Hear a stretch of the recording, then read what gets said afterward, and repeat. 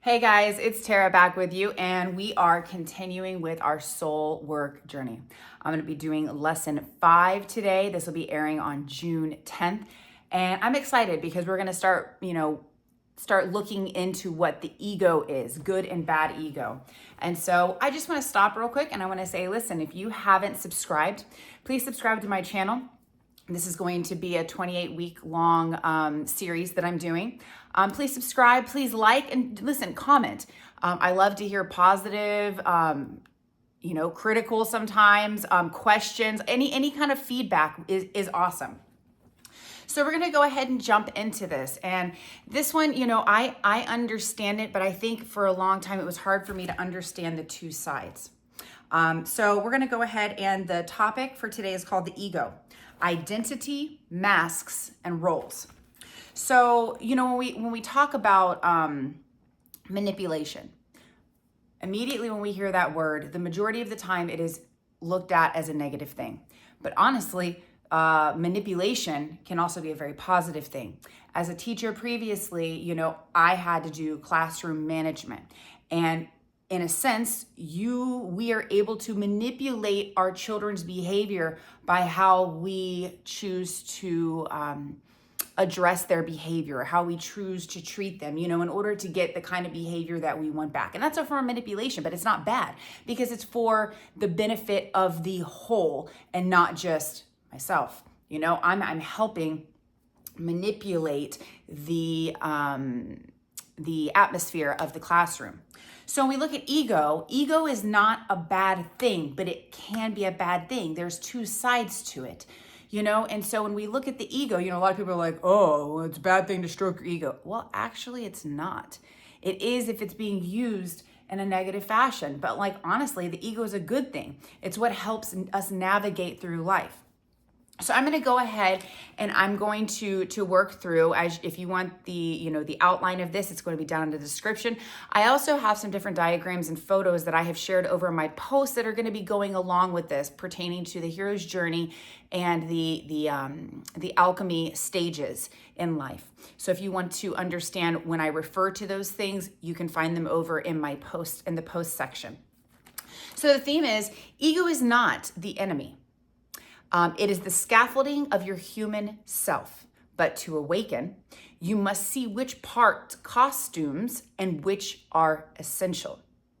Okay, so the core focus here is going to be differentiating the difference between the soul and then the ego identity. Okay, so soul identity, like who am I at my authentic self? And then we also have to look at the identity of, where was I wounded and how has that shaped and how has that actually, affected the way I interpret the world around me. So how roles and masks form, they're not bad, it's just incomplete. And then observe ego patterns without shame. Now, I'm going to tell you that through self-awareness, self-discovery, I've had to go through and look at those areas of my life where I needed certain aspects of myself to feel validated, to feel significant, to feel like I was worthy. But when those things have been stripped away and I started, in a sense, crumbling, I had to go, whoa. So if I don't have the external validation from other people, do I still feel like I'm worthy as an individual to be who and what I am? And I've had to ask myself those hard questions. So let's go ahead, and I want to give you an idea. Let's set the stage. So let's think about a person, male or female. They're an executive in a large company, okay? More than likely, they're probably wealthy. Let's go ahead and say this person is physically, aesthetically attractive. Maybe they have been very, maybe their sexuality has been very alluring. Maybe this person, obviously being an executive, they have a lot of power in their position. And so let's think about that person for a second. That seems like a very powerful thing.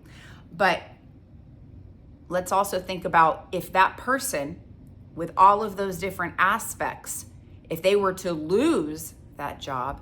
What if they got into an accident and something ruined their face, or their body wasn't functioning the same way, and that power was stripped away from them?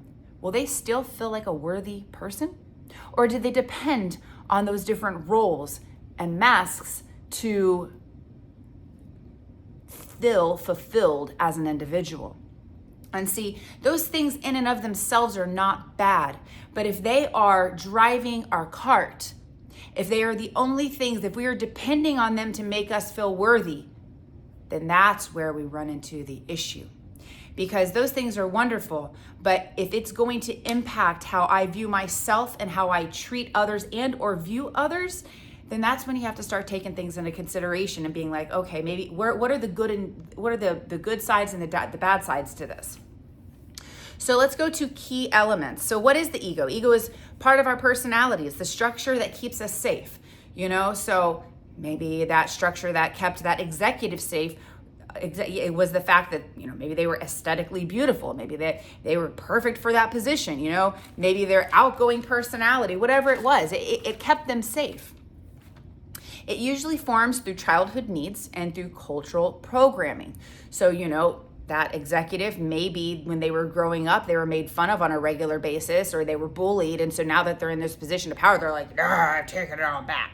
Like they created this persona and this mask in order to feel like they were worthy and, like they, to overcome the bullying or the being mistreated at some point.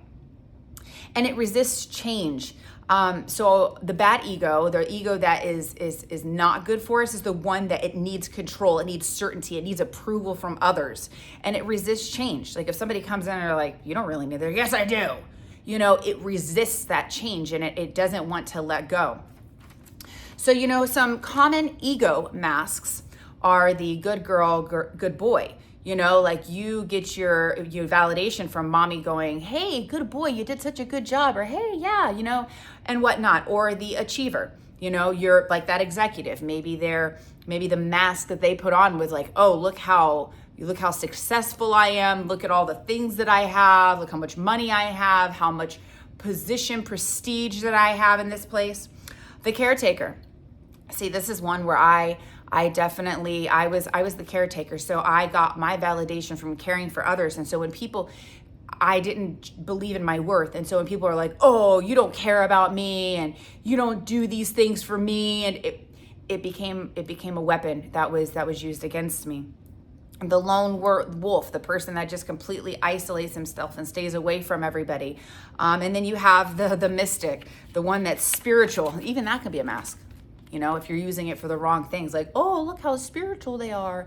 Look how awesome they are, and then people get that, but what happens like if people don't view you like that? Like, where's your worth then? So, I was going through and I was talking to, I was looking at a few things and kind of digging in as I was looking at this lesson. And there was a couple of different examples that I was provided. So like a dog that has been well taken care of, a dog that has been, well fed, has been cared for. Like that dog understands that when it's on the leash that you are still the boss. It walks beside you and it behaves well.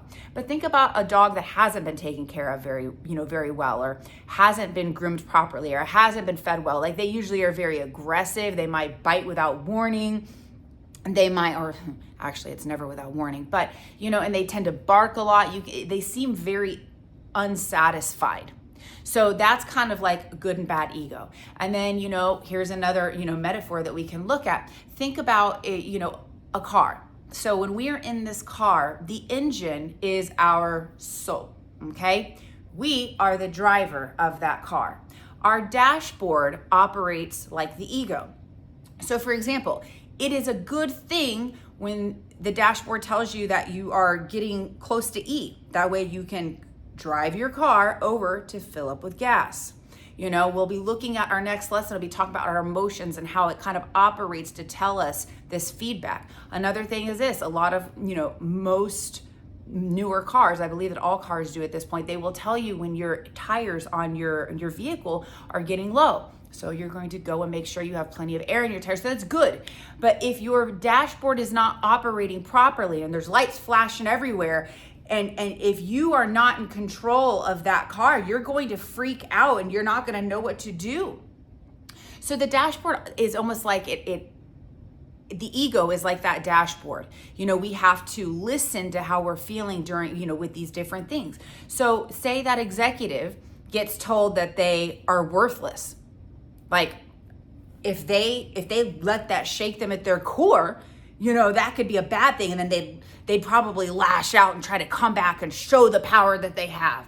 Or they can be like, okay, well, let's look at this for a second. Why do you think that? Is it because it's your perception of me and because of your, insecurities or whatnot? Or is it really me? And if I'm operating in a healthy manner, then I'm not going to allow that comment to affect how I'm driving my car, okay? So let's get down here. So the Alchemy Tie-In, and I like using this. So this is the point where if you want to go over and look at my post, you can. But it's the Nigredo. I keep wanting to pronounce it in Spanish. Oh my gosh. Nigredo, because that's the English word. Ego breaks apart in the dark night of the soul. So I've had to look really hard at myself, and I'm going to touch on this a little bit more specifically for my case once I get through this, but I've had to look really hard at myself, and I've had to see, like, when things were stripped away from me, it was like, why am I letting this get to me? Why am I like spiraling, if you will, out of control? Why am I not in charge of my vehicle right now? It's because I was allowing my ego to navigate my life, the bad ego, the masks that I had slapped on because of the traumatic backgrounds that I had been, or the traumatic things that I had experienced in my life. So mask awareness, understanding why that mask is there and how it is potentially benefited you in the past and or how it is not benefiting you now. Like that awareness is the first purification stage, okay? So when we start understanding these masks, that's huge. So I'm going to talk about myself a little bit right here. So growing up in the home that I did, in previous lessons or previous videos that I've done, I explained the roles that I played. Okay, so one of my main roles was the enabler, the people pleaser. I was the caretaker. I was the one that enabled the addicts around me to continue with their behaviors. They're always they used my insecurities, my self-worth of me needing their validation to control me to get their desired outcome, whether it be the care of their home, their body, whatever it was. And so I allowed that. And so moving forward, now if somebody looks at me and they're like, oh, well, you're not doing this for me, you must not care. And beforehand, I would have been like, that's not true. And I would have come back and been like, no, look, I've done this. And I had the need to defend myself, and it triggered me and it caused anger. But now when somebody says something like that, or they accuse me of something that I don't believe is true, if it's still a mask that I'm depending on, it's going to cause negative sensations, feelings, perception of myself. And I'm going to be like, oh my gosh, no. But if I stop and I evaluate, okay, why is this person saying this? Is that really what I'm doing? And, ask yourself the questions. Now I don't need the validation from others in order to feel like, if I say no because I'm unable to do X, Y, or Z, just because you get angry does not mean it's going to change my position. I don't need you to like me, or, you to be satisfied with everything that I'm doing in this current moment in order for me to feel worthy as a person. So this has been a process I've had to work heavily between.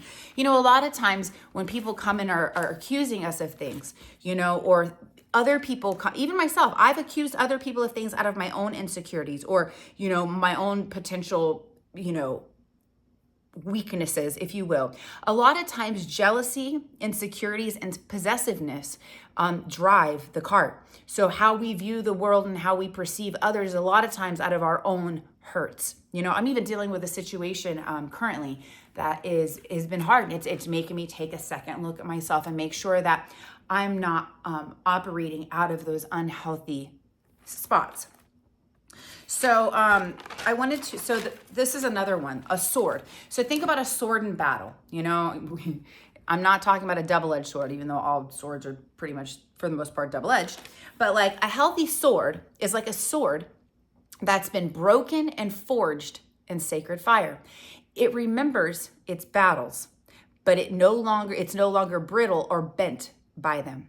It's now an instrument of truth, protection, and power, but wielded with grace, not rage. So I found that really, really helpful, because here's the deal. I'm not a brand new sword. I'm one that has been broken in battle, but I have been forged through that fire, and my sword now, like, it's going to remember those things. You're probably even going to see where it had been mended, but it is no longer weak and brittle as it once was. No, it's strong now, but it's not going to forget where it came from. So we want to go down to the practice area. And so ego mapping, sit down with yourself. This is where a lot of that, looking inside and doing that mirroring that we talked about in the previous lesson or two, So draw or journal your main roles. Like I talked about that executive, wealthy, prestige, physical attraction, or, the sensuality. Like, so what are the things? What are you? Are you a daughter? Are you a son? Are you, father? Are you a healer? Are you a perfectionist? Like, what are all these different things that you rely on to make you feel worthy? And then you have to ask yourself, which ones are truth? Which ones are really part of my authentic self? And then which ones were placed there out of survival? Okay. So caretaking was a huge one for me, because if I didn't have that caretaking role, like, I got shunned in my childhood, and I always was told I was too much or too this or too that. And I just need to stay in everybody's cute little box, which I couldn't do. And so that was extremely difficult for me. But that was something that I relied on for so long. Like, oh, am I obeying everyone's rules and that their own personal rules to make sure that they like me? Or is it, I'm sorry that I'm not really meeting what you specifically view or want from me, but that's not who I am. And if you can't accept me and love me for where I am, then we're going to have to reconsider this friendship or a relationship or whatever it may be. So I'm going to go ahead and sign off with this right now. And thank you guys. Listen, if you haven't already, we're going to be moving in. So next week's lesson is the emotional body. So we're going to start asking ourselves, like, where do we feel in our body? How are we identifying this ego part of ourselves? So we're going to be addressing that, and that's going to be on Thursday. That's going to be on the 12th. So please join me back with that. And I can't wait to see you guys. Please like my video, subscribe to my channel, and you're going to be seeing a lot more of me. I'm getting integrated into Las Vegas. I got a job this week, and so I'm going to be starting as a server at a gaming bar. I'm really excited about that. And so I had to go get some of my identification or different work cards that I needed for the area. So I look forward to spending more time with you guys, and I will see you next time. Mwah.